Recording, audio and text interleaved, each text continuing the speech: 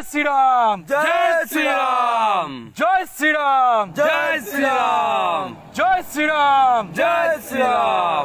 জয় শ্রী। ভাইয়ান ওই আসছে ওরা, আর আমাদের রক্ষা নেই। চলো চলো আমরা পালাই। পালাবো? কিন্তু কোথায়?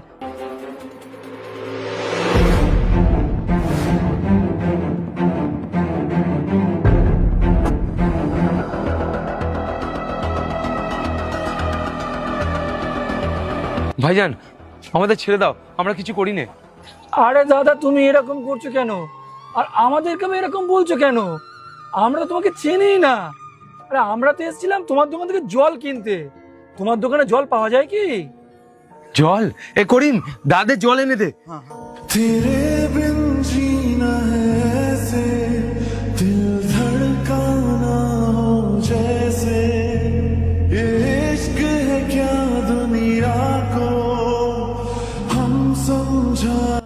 আচ্ছা এইবার বলো তো, তোমরা আমাদের দেখে ভয় পাচ্ছিলে কেন? আমরা ভেবেছিলাম তোমরা আমাদের মারবে, দোকান ভাঙচুর করবে। আচ্ছা খামোখা তোমাদের মারতে যাবো কেন বলো তো? আমরা শুনেছিলাম বিজেপি নাকি ক্ষমতায় আইলে মুসলমানদের খুব অত্যাচার করবে। জানি না এইসব ভুলভাল তথ্য খেয়ে তোমাদের দিয়েছে।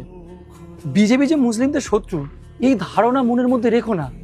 যারা দেশকে ভালোবাসে না, যারা দেশের ক্ষতি চায়, বিজেপি শুধুমাত্র তাদেরই শত্রু।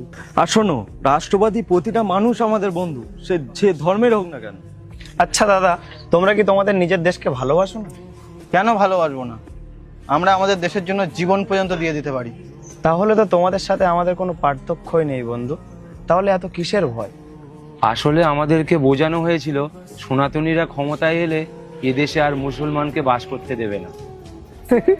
আচ্ছা তাই যদি হয়, তাহলে 12 বছর আগে যখন বিজেপি কেন্দ্র সরকার গঠন করেছিল, তখনই তো তোমাদের তাড়িয়ে দিতে পারতো। তা কি করেছে? করেনি। আর একটা কথা মনে রেখো, ভারত যা যা একটা ধর্মনিরপেক্ষ দেশ, সেটা কিন্তু সম্পূর্ণ সনাতনীদের জন্য। পাকিস্তান কিন্তু নিজেকে ধর্মনিরপেক্ষ রাখতে পারেনি। কথাটা কিছু মানুষের কাছে তেতো লাগলেও সত্যি। কিন্তু ভাইজান, তোমাদের যে জয় শ্রীরাম ধ্বনি, ও তো ধর্মনিরপেক্ষ নয়, ওটা তো সম্পূর্ণ হিন্দু ধর্মের ধ্বনি। ওটা তো আর আমরা বলতে পারি না। হ্যাঁ, আমাদের ভগবান শ্রীরাম হিন্দুদের দেবতা, কিন্তু জয় শ্রীরাম শুধুমাত্র হিন্দু ধর্মের ধ্বনি নয়, পৃথিবীর সকল অশুভ শক্তির উপর বিজয় পতাকা ওড়ানোর হুঙ্কার।